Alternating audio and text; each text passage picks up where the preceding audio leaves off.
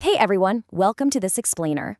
I am absolutely thrilled you're tuning in today because we're going to dive into a topic that affects pretty much all of us, yet it is wildly misunderstood. When we think about relationship trouble, our brains almost instantly jump to the big, loud, dramatic moments, right? The screaming matches, the thrown plates, those sudden, shocking betrayals. But today, we are taking a totally different approach. We're going to diagnose the quiet, invisible patterns of emotional decay. We're looking at the slow, sneaky drains on your identity, rather than those massive Hollywood-style fights. By the end of this explainer, you're going to walk away with a crystal clear diagnostic lens to evaluate the true underlying health of your relationship. Let's get into it. So here is our diagnostic checklist for today. First, we've got the paradigm shift. Then, symptom 1, self-censorship. After that, symptom 2, growth sabotage. Fourth is the root cause. And finally, we'll wrap up with the treatment plan.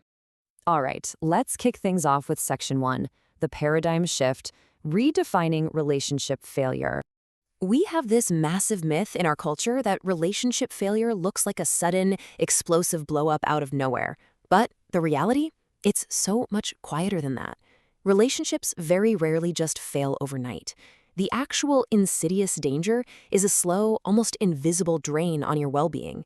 Even major betrayals, like cheating, are usually just the final explosion of a very long, very slow process built on tiny emotional gaps. We spend so much time waiting for the big fireworks to signal a problem that we completely ignore the quiet little leaks that are slowly sinking the ship. In psychology, they call these early warning signs patterns in progress. Picture this. You just started dating someone, and they tell a tiny, seemingly harmless lie about where they were. Or maybe they just subtly push past a minor boundary you set. Our instinct is to brush it off, right? We think, oh, it's fine, they'll change, or it was just an innocent mistake. But here is the absolute crucial takeaway. These are rarely just one-time errors. They are literal previews of future behavior. If you fail to address these early on, you are basically handing them a permission slip to let a cycle of disrespect take root. Honestly, if someone shows you a lack of integrity right at the starting line, walking away early is sometimes the only way to save yourself some massive long-term damage. Moving right along to section 2, symptom 1, self-censorship, or the punishment of emotional honesty. The true health of a relationship is really defined by how it handles the tough stuff. Has anyone ever hit you with the classic, "you're just being too sensitive"? It's the absolute worst, isn't it? Imagine you finally work up the courage to share a real vulnerability. Maybe a joke they made actually really hurt your feelings. You bring it up honestly, and bam, they immediately dismiss you with that exact phrase. That right there, massive red flag. Your honesty is quite literally being punished, and your very real feelings are being entirely brushed aside just to protect their ego. And the immediate fallout of being dismissed like that is so damaging. You start editing yourself. When a partner punishes your vulnerability, you learn real quick to self-censor. You start biting your tongue just to keep the peace and avoid another pointless argument. It's like walking on eggshells 24/7, and let me tell you, it is absolutely exhausting. It's a huge, undeniable signal that your relationship is no longer a safe space. Over time, this creates this incredibly toxic imbalance. Think about it. You're expected to carry all of their stress and their emotional baggage, but there is literally zero space left for yours. This kind of uneven ground is basically a psychological breeding ground for deep, deep resentment. Okay, on to section 3. Symptom 2, growth sabotage, the threat to personal evolution. In a healthy relationship, your partner is basically your biggest cheerleader. They actively celebrate your evolution. But toxic dynamics, they absolutely thrive on keeping you stagnant. Imagine you decide you want to pursue some higher education, or you set this massive, exciting new career goal.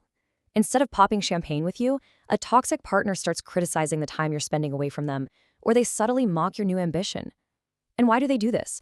Honestly, it's rarely even about the change you're making. It's because they are terrified of losing their specific story of who you are. They're terrified of losing control over you. If you feel criticized instead of celebrated when you succeed, man, that relationship is quietly tearing you down. There is this really profound danger in making your partner your entire universe.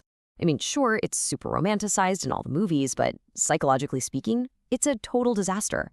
When you sacrifice your personal goals, your identity, and your individuality just to keep a partner happy, the attraction actually starts to die off. Psychology shows us time and time again that attraction absolutely requires space and individuality to grow. Staying busy, having your own hobbies, focusing on your own personal growth, that is the secret sauce that keeps a relationship vibrant and deeply attractive. This brings us to section 4, the root cause of all this, the danger of silent disconnection. So many of us are absolutely terrified of arguing. We avoid conflict like the plague. But here's a massive reality check. Silence is usually way more lethal to your relationship than any argument could ever be. Really strong relationships aren't built on just being comfortable all the time. They are forged in the fires of honest and, often super uncomfortable conversations. When our emotional needs go unspoken for way too long just because we don't want things to feel awkward, the risk of betrayal absolutely skyrockets. Cheating doesn't just happen in a vacuum. It happens because of these unmet needs and the silent disconnection that takes over when genuine communication just stops. Leaning into the discomfort and addressing issues immediately is the only real way to bridge those emotional gaps. I want you to pause whatever you're doing for a second and seriously ask yourself this question. When you finish spending time with your partner, do you walk away feeling grounded, or do you just feel totally drained? Your gut is acting as a vital compass here, and you really, really shouldn't ignore it. It is hands down one of the most powerful, yet subtle red flags we possess. So here is the crucial point. If your immediate gut reaction answer to that question was drained, that points directly to a massive erosion of self-respect within your dynamic. If you find yourself constantly feeling small or just totally exhausted after hanging out with them, it's a huge indicator that your partner is taking you for granted. And frankly, and this is a tough pill to swallow, if you don't fiercely respect yourself and your own boundaries, your partner is eventually going to follow your lead. They will feel perfectly comfortable disrespecting you too. All right, how do we fix this? Let's get into section 5, the treatment plan, setting healthy boundaries. Here are 3 highly actionable steps pulled straight from the psychology of healthy relationship dynamics. Step 1, trust your gut clarity. Seriously, stop rationalizing their bad behavior. Step 2, speak up in the silence. Lean into those awkward, uncomfortable conversations instead of constantly editing yourself.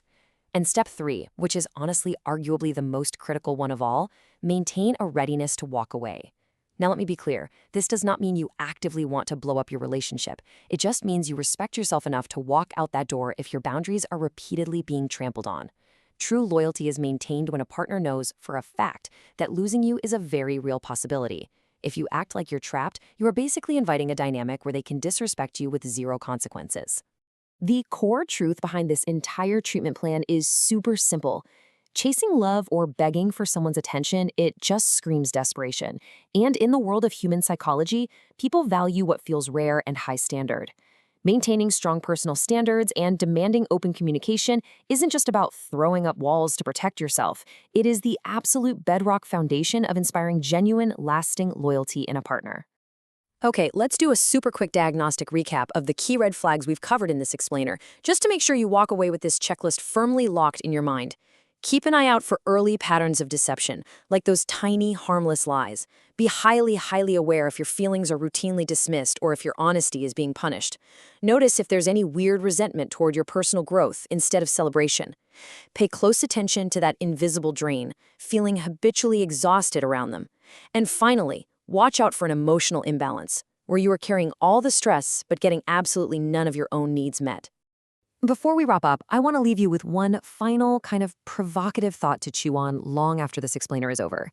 Look at your own relationship through this new diagnostic lens. Are you staying because you are actively growing, evolving, and feeling incredibly grounded? Or are you simply staying because you are terrified of being alone? Refusing to ignore these psychological truths is exactly how you protect yourself from a lifetime of quiet pain.